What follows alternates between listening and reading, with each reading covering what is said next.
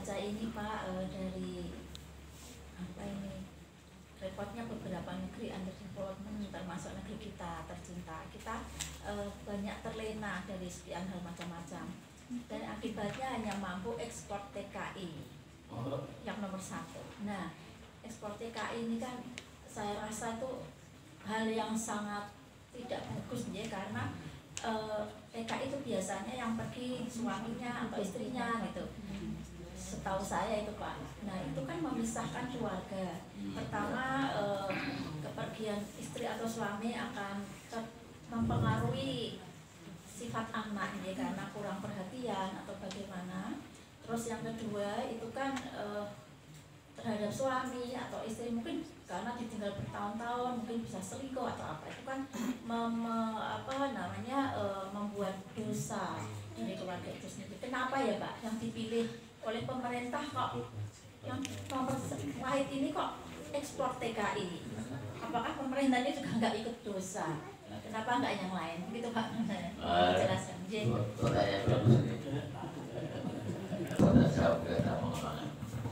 Jadi maksudnya ekspor TKI ini memang dipicu oleh apa? Oleh kesulitan mencari lapangan kerjaan di negeri sendiri. Ya, sangat sulit. Rumusnya Bank Dunia itu negara dianggap tidak ada pengangguran ketika jumlah pengangguran itu hanya 4%. Itu rumus Bank Dunia, 4%. Jumlah penduduk kita sekarang 285 juta. 285 juta. Ya. Yang nganggur ternyata menurut survei itu hampir 40% nganggur. Usia muda ya? Iya, usia kerja itu berarti antara 18 tahun. Ya, lulus SMA berapa? 18 ya, lulus SMA. Usia 18 sampai 40 itu yang nganggur itu 40% lulusan. Ya. Nah, ini yang perlu dirubah apa gitu ya? Seandainya saja negara itu bisa mengalokasikan banyak industri maju, diolah sendiri, bukan orang asing, bisa menyatakan banyak, pengangguran bisa berkurang. Ya, betapa kita paham bahwa serbuan tenaga asing di Indonesia itu banyak sekali, jutaan. Ya. Karena negara tadi banyak pengangguran. Oleh itu ini PR tanggung jawab pemerintah, ya, baik itu pusat, provinsi, kabupaten kota itu berkewajiban untuk menata agar dunia itu bisa caranya lapangan kerja yang banyak lah, ya. Dan kebijakan ini yang ambil pemerintah, jadi kita tidak sama. Kalau kita tanya, kita survei TKI itu ditanya sebenarnya nggak mau keluar negeri, tapi kan kesulitan dia ada kerja di dalam negeri, kepepet, terpaksa itu. Maka kita pulang habis kontrak macam-macam, tiba-tiba ada bohong bayi dari mana? hasil impor bayi dengan masa yang berbeda. Ini yang masihkan bahasa Allah itu pepet gimana? Nah, ada lagi suaminya ngomong, kamu jalan saja itu, pulang gue bayar apa di korni dan saya putih dirayu majikan itu ternyata dia berarti satu ikut sama mantan majikannya untuk anaknya itu banyak, bisa beli sawah, bisa beli mobil, macam-macam. Itu terbukti betul ada survei mengatakan begitu. Jadi iming-iming itu menyebabkan orang berubah untuk menjadi kaya. Suaminya juga tidak mau, sudah tinggal rawa senang begini. Jadi ya, jadi ada kontradiktif ya, itu pada sama kita prihatin dulu gitu ya. Ya, semua dengan perbedaan baru semua ada perubahan yang sedikit untuk negara kita ya, pengangguran makin berkurang ya. Sebelum bisa, yang bisa menjadi negara 4% itu hanya Jepang, ya. Jepang itu penganggurannya 4%, berarti sudah dunia nggak ada pengangguran. Nah, ya. terus ya Pak, yang lain masih baik pengangguran, ya, di negara barat baik pengangguran, yang awal di Amerika ya baik pengangguran gitu, ya, begitu kayak Bu Rol ya, Kok hanya saya kan nggak tahu. jawaban Pemerintah. Oh gitu. Banyak saya. Saya. Baik. Ini kan yang di halaman 2 itu disebutkan inamal amalu bil khawatim. Nah, ini mungkin di hadis riwayat Muslim ini ada sejarahnya atau asbabul khurusnya. Jadi mungkin supaya bisa nyambung dengan kan supaya ada ikhtiar supaya menjauhi hal-hal yang menjadikan akhir yang jelek dan lain sebagainya. Yang pertama itu, yang selanjutnya bahwa akhir yang baik itu tadi menurut survei dari sekian tadi memang pernah saya juga dengar ada survei di rumah sakit yang tadi rumah sakit ya itu berarti itu merupakan fenomena pada umumnya mungkin di sekitar rumah sakit di lain tempat juga demikian potretnya seperti itu. Nah ini juga ada baiknya memang ketika orang sakit itu kan memang terus ada yang membimbing gitu. Kalau di rumah sakit daerah sini kelihatan juga sudah ada yang membimbing, mendatangi, mendoakan, itu ada apa. Sehingga upaya-upaya seperti itu juga baik gitu. Nah, untuk kita yang alhamdulillah ini mudah-mudahan juga senantiasa sehat. Ini juga upaya-upaya untuk supaya akhir yang baik ini, ya ini amaliyahnya apakah banyak kalau kita misalnya mendengar amalan yang mudah diucapkan tapi berat timbangannya, misalnya tentang ikhlas, Subhanallah bihamdihi subhanallahil misalnya ucapan-ucapan ataupun ya wirid ataupun amaliyah seperti itu saya perlu dibiasakan dan istighfar dan lain sebagainya. Atau Pak Nyun. Dua pertanyaan bagus ini. Jadi tentu hadis itu ada apa nuzulnya ya. Kalau Nabi bicara begitu, itu banyak diriwayatkan oleh para sahabat, kemudian diteruskan kepada para ulama-ulama Arab di masa lalu, Arabnya dan para nabi-nabi. Ada maka disuruh satu buku bisa di Google nanti ya, buku Duratun Nasiyah judulnya. Saya pernah baca banyak itu. Duratun Nasiyah itu memuat banyak cerita-cerita masa lalu ketika masih hidup, sahabat, di antaranya di situ ada yang sering terkenal dan sering dihindarkan oleh para kiai ustadz bicara, yaitu tobatnya seorang pembunuh yang sudah di 100, tidak pernah ya, banyak mendengar itu. Jadi membunuh satu orang tapi dia tobat, akhirnya pergi ke tempat orang-orang soleh di tengah jalan meninggal, ya.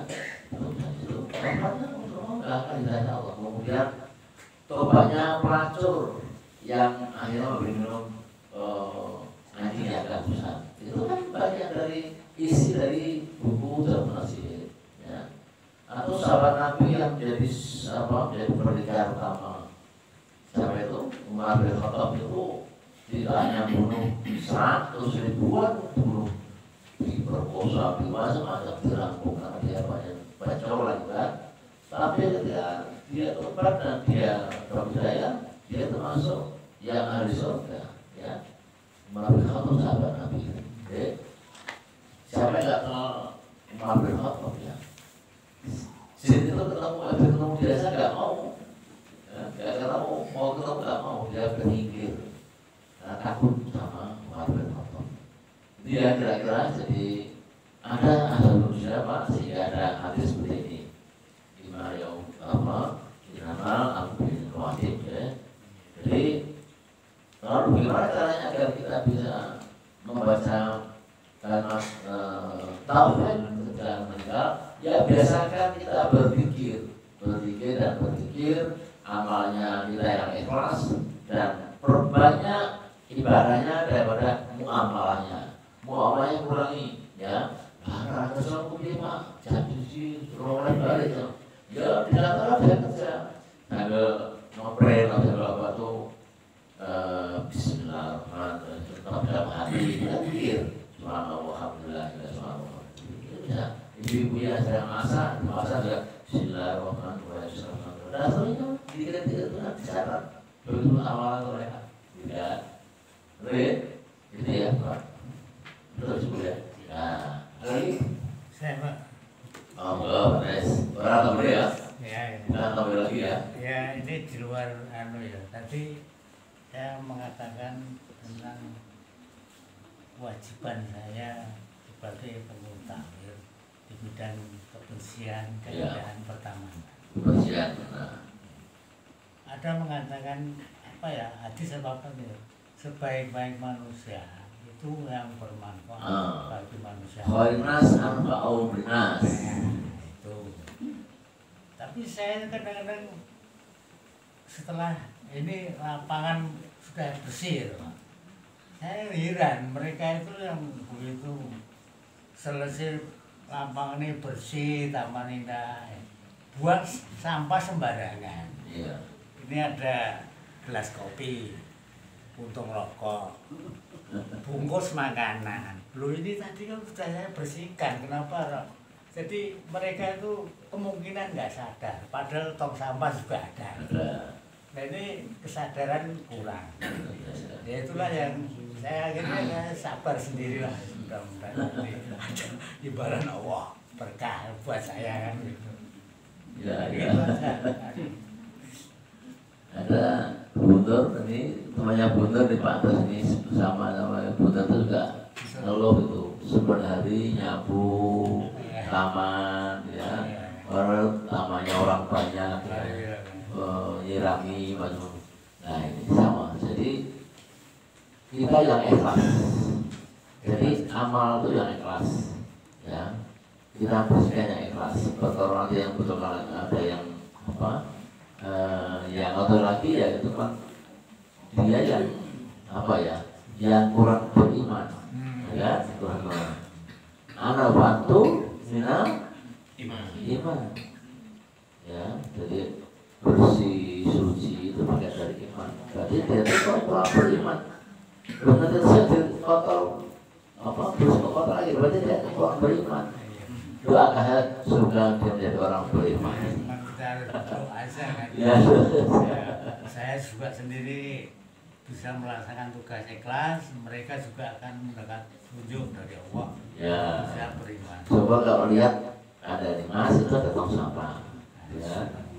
Saya pernah negur, Pak. Saya pernah negur itu. Begitu ya. Dia juga marah saya tegur itu. Itu busa Pak tuh, selamat saya tegur marah. Ya tidak apa-apa, saya masih cium itu marah. Itu saya maklumi Pak, karena sudah untuk umur ya. Jadi mereka akan lupa kan. Ya, saya itu heran. Misalnya kok ada gelas kopi sisa orang, kadang-kadang kita lihat ini diminum sisanya kan. Nah, itu kan vitamin. Iya, kan sudah lupa ingatan. Ya itulah ya, jadi aneka macam manusia. Ada lagi Ibu? Oh, Tadi dijelaskan bahwa kalau penutup akhirnya bagus akan menjadi bagus. Saya pernah nanya pada orang, alah nanti toh saya akhir aja mau yang bagus. Jadi dia tidak yakin. Ada saiki urung terus dijikok terus piye. Nah ini gimana Pak? Mengasih jawabannya harus diselesaikan. Kalau menurut tadi hadis ataupun bacaan atau apapun kan banyak contoh-contoh yang mengatakan saat akhir dia mau bagus. Padahal kita nggak tahu akhirnya kapan. Berbuat jelek dia meninggal. Jadi gini ya. Dan pengalaman beberapa begitu masuk sakit karena dia baru sadar, tapi akhirnya juga nggak bisa ngomong itu real. Ya. Itu harus bagaimana ya lebih baik daripada nunggu tua cara dia kan gitu.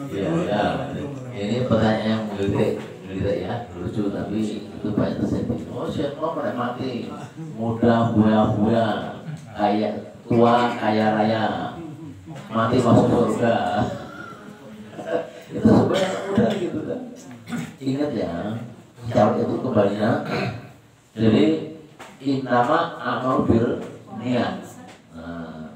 Innama semua pekerjaan itu diniati yang baik ya. Karena amal itu dari niatnya, diawali dengan yang baik. Kalau dia sudah niat itu sudah dicatat satu dosa. Dia berniat untuk berbuat yang kurang bagus, tapi kalau itu aku akan berbaik. Ini sudah dicatat dosa. Karena apa? Karena sudah melakukan perbuatan dosa tadi. Catat terus dosa itu. Karena Allah tidak menghendaki dia berbeda ya, meninggal ketika dia berbuat dosa, maka suul khotimah. Dan itu baru ya neraka kebanyakan. Itu ya. Nah, jadi dengan sikap kita, lisan kita, perbuatan kita ini hati-hati. Karena saat kita tuh kullu nafsin dha'iqatul maut ya. Wa umum bisari wal khair fitnah wa ila turja'un. Ya. Jadi semua yang berjiwa akan meninggal bisari wal khair, perbuatan buruk dan baik itu adalah ujian, fitnah ya. Semua akan dihitung dan sampai pada Allah. Maka semua kita ini semoga termasuk orang-orang yang selalu beramal soleh ya. Amin. Baik. Apa? Bukan apa? Tanya. Oh, making. Assalamualaikum warahmatullahi wabarakatuh. Bapak-bapak, Ibu. Assalamualaikum. Memang yang mau tanya tadi kan nyambung ibu-ibu tadi ya soal TKI itu Pak ya. Saya ini memang sudah pernah Pak ngadepi TKI Pak semalam di pelabuhan Semarang Pak ya, Pelabuhan itu 4 Pak ya. Itu ada lebih 2.000 TKI itu diturunkan di Tegal ada, Cirebon ada, di Semarang ada, di Surabaya ada, selanjutnya sampai mana itulah Sorong. Itu satu malam saya ngadapi TKI itu. Jadi apa itu cari rial jadi sial Pak. Ada yang diusir, ada yang digunduli anunya rambutnya, terus apa itu makan dikasih, terus turun. Yang di Semarang itu pelabuhan itu sekatnya 300 TKI Pak, ibu-ibu. Nah, ada yang diusir, ada yang melompat dari jendela. Nah, itu kan saya bantu Pak wanita. Banyak itu. Pertanyaan apa? Ya itu TKI tadi itu. Oh iya. Cerita ini betul-betul Pak. Indonesia itu kebanyakan memang kesasar Pak. Berarti ini orang tekon. Cerita. Ya cerita, memang betul-betul sudah nggak ada. Ya Pak. Jadi itu memang Indonesia itu Pak cari jalan kesasar Pak. Di sini sana banyak jalan. Kenapa sampai di TKI rusak Pak? Assalamualaikum warahmatullahi Waalaikumsalam. Nambah cerita. Karena waktu sudah menjelang bisa mari kita akhiri majelis ini supaya tidak sia-sia dan apa yang kita bicarakan ini menambah pahala bukan menambah dosa kita. Subhanallah wa bihamdika asyhadu an la ilaha illa anta astaghfiruka wa atubu ilaik. Maaf. Assalamualaikum warahmatullahi wabarakatuh.